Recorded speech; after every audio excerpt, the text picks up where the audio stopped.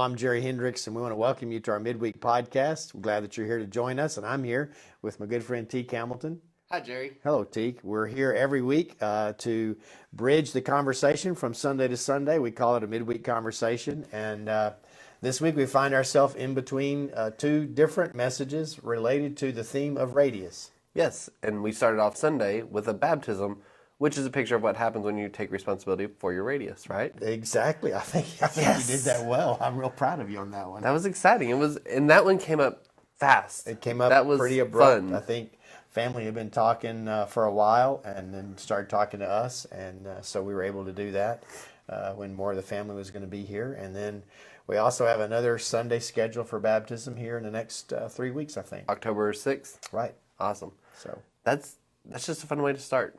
Oh yeah, it makes it for a little bit of a busier day.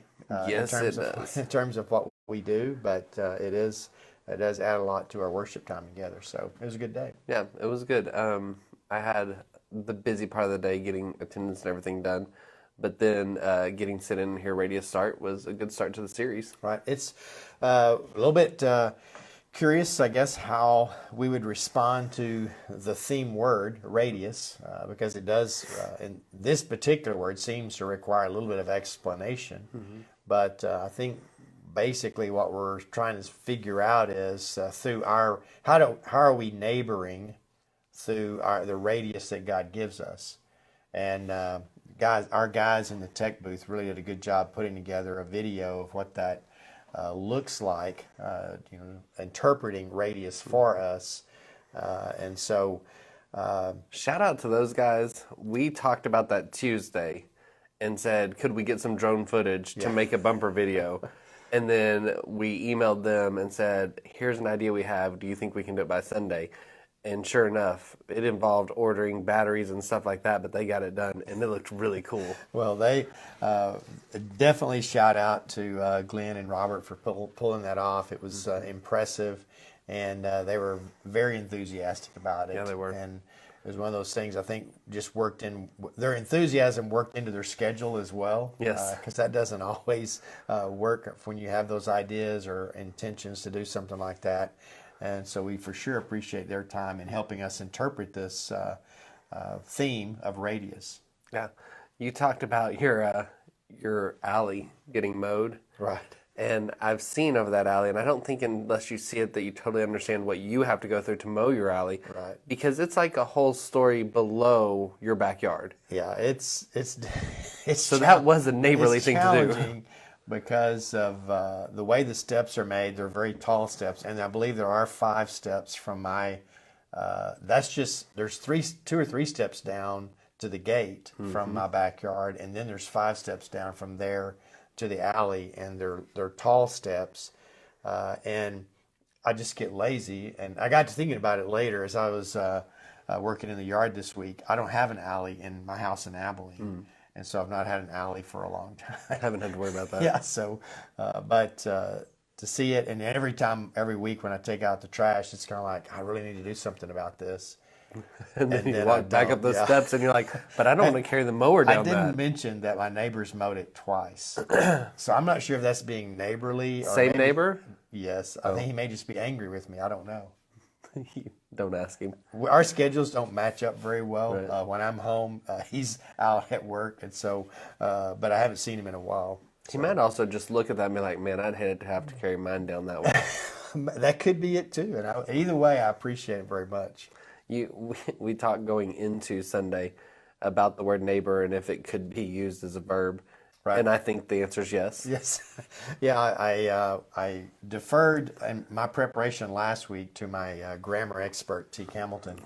I don't know if that helped, though, so, on that one. After looking up the word neighbor, trying to see different ways that it had been used, it's a pretty, in terms of the dictionary, it's really pretty narrow. Mm-hmm.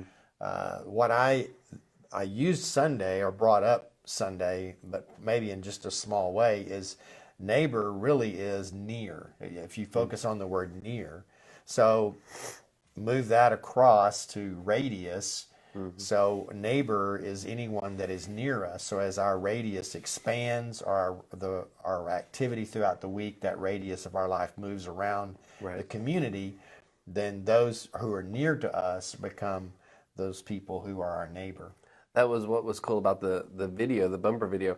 All those red circles coming up, and the idea that my radius is here at the church, my radius is at school, my radius is at my office, my radius is at my house.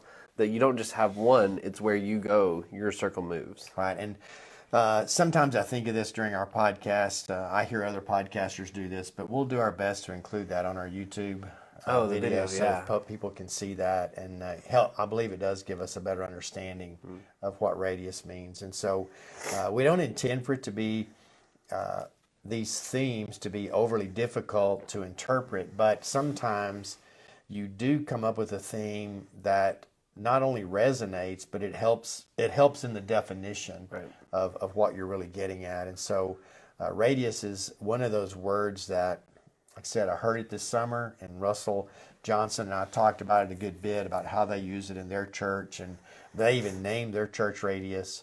And so I really wanted us to kind of jump into that and see. And the messages, all the messages, fit real well with what we're trying to say about Radius. You were talking about the way we developed series and everything last night, conversation with someone. They said, man, All In would have been a good shirt. Because we just did that one. And we don't always do that, but sometimes we fall into those shirts also. I don't know if Radius would be a good shirt or not. Apparently it is for a church. The graphic on All In we found, and Kelsey put it on our, I think it's on our little icon for our podcast. And it is a really good one. Yeah. It does look good. And the Radius one was more challenging. Right. But we did come up with something I think that is again pretty interpretive of what radius means. Yeah, because you learn radius pretty early in life. And so that's an easy jump. You don't have to be a mathematician to be able to understand that and get that. Right. But you understand what that means, that concept. And then when you tie it into the biblical side of it, of who your neighbor is and how you neighbor, that ties in easily. Well, and so where we go through this, taking this team and going through the messages that we're working through, it's creating an awareness of what that radius is in our life. And we've talked about it using different words throughout my time here, but maybe this one gives us, either it gives us one more really good idea of what that looks like, or it could be the one that really helps us to define that. Right.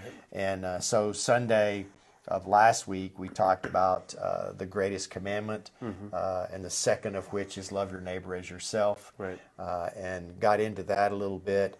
And then this next week, we're talking about the story of the Good Samaritan. This coming Sunday. This Sunday, yes. That's awesome.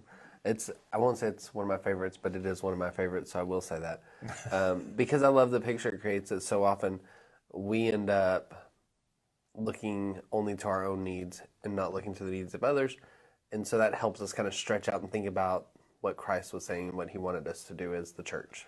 Right, and it is one of those stories that the way that it's written, that you're going to find yourself somewhere in that story. And so it's important. It's an important one in Scripture for us to read and to contemplate and to absorb. I noticed in my Bible here that we did cover this a couple of years ago with the theme of intersect. Oh, okay, yeah. Of how our life intersects with others. And also we did it on September the 24th. So almost 2 years to the Sunday, wow. We're covering it again. It's the only one in the series of 4 messages that we've covered before. But again, I try not to pay too much attention to that, but I am sensitive to not trying to cover the same text all the time to say what we want. And but it'll be, I believe, a really good study for us as we think about this and really start to see in practice what this neighboring looks like, at least in one instance, what it looked like for Jesus and those people during that time. Then we can make some comparisons to our own culture today. We covered salt and light, last Wednesday in Youth in their Inside Out series, and I think that ties directly into what we've been talking about with the radius. Yeah, that's good. So how things going on that Inside Out theme? It's going great. For those of you who can see, I'm wearing my Inside Out shirt. That's your tag showing. Yeah, it is. It's a weird place for a tag too. But yeah, it's been good, and it's funny the connections that someone will say, your shirt's inside out, and then all of a sudden they look and they go, wait, but the logo's on the front, so maybe I'm wrong. So then they question themselves, which is always fun. But then they look at it and they're like, "Oh, I get it." I'm like, "Yes, yes, you do." Well, that's great that they do get it. and do Stacey wore hers understand to it. school today. Is her tag still on? Her tag, yeah, I think so. She's a third grade teacher, and you'd think that those third graders would be the first one to be like, "Miss Hamilton's shirt's inside out," but apparently that seemed normal to them. So I don't think anybody said anything. Well, for those only listening and not watching, Teek's wearing the theme shirt for our Wednesday night program for children and youth. The theme is Inside Out, and so they printed T-shirts inside out for all the leadership. Yes. Some have already taken the tags off, but It's just one tag, and it's on their shoulder. not Teek. The fun concern was someone said, "Wait, so everybody will see like what size shirt I wear?" And I said, "Well, no, not if you have long hair. But people like me are in trouble."